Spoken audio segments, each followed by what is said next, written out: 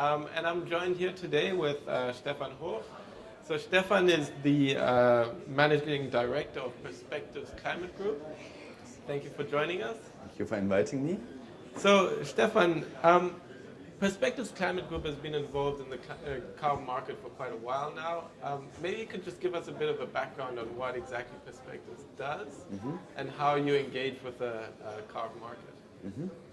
So Perspective has been founded 13 years ago. It was originally a spin-off of an academic institution, the Hamburg Institute of World Economic Affairs. It was founded by Axel Michaelova, who is one of the senior experts in this field. And so we have an origin that was very much focused on the clean development mechanism, the Kyoto Protocol's main emissions trading instruments that engaged developing countries voluntarily in climate action without obligations of doing so. And we have always been very close to the pulse of the climate negotiations, and our work, our research and consulting work, has always evolved along the developments of international climate policy in particular, but not limited to the UNFCCC negotiations. And so our core expertise is to help policymakers, but also the private sector, to participate in the instruments that come out of the UNFCCC process, such as market mechanisms and climate finance institutions like the GCF, the Green Climate Fund.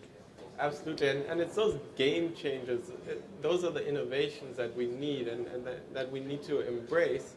And just for our audience to really just put it very simply, what is a carbon market? You know, how do you actually shift finances from, in the past, from the more developed worlds to the less developing world for clean development projects? How exactly did that mechanism work?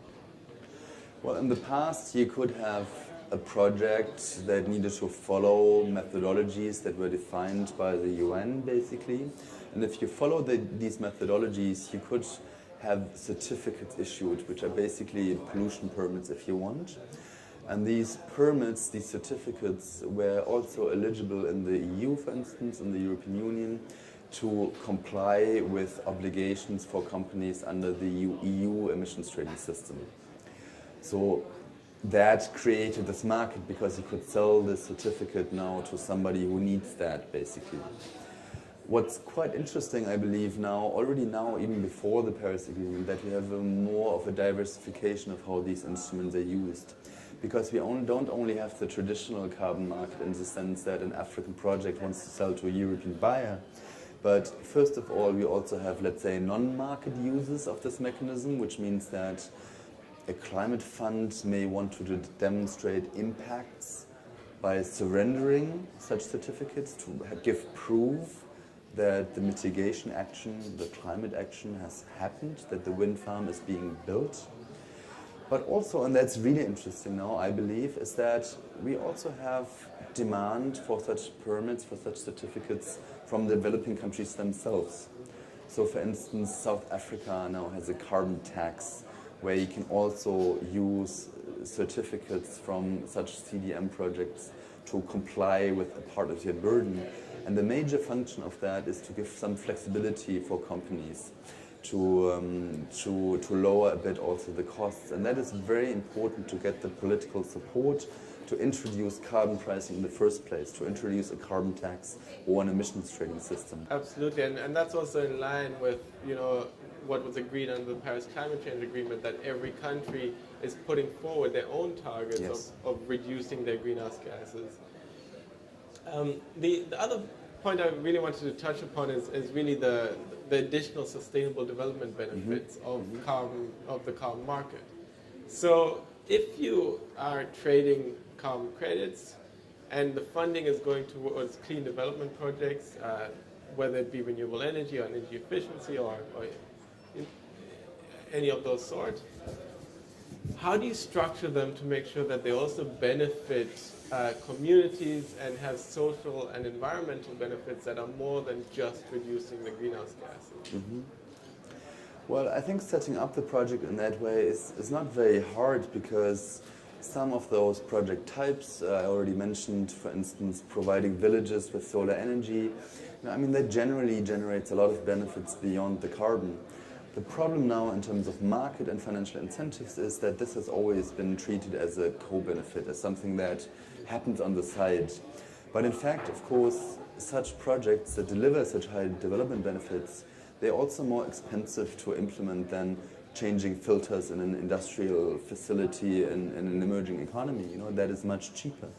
So the types of projects are very diverse, and I think initially we had sort of, you know, a global competition on the same market, let's say, but we see, and we need, in fact, a bigger differentiation between, you know, having higher prices, higher level of support for those projects with additional benefits.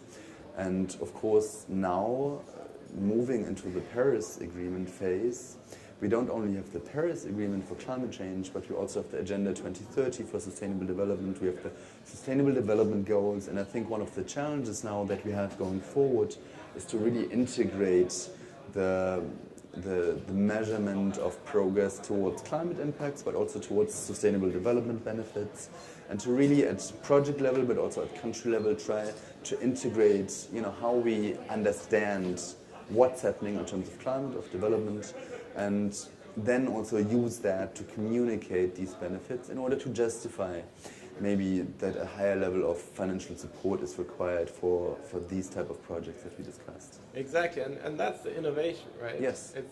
And those are the synergies that we're bringing to this conference.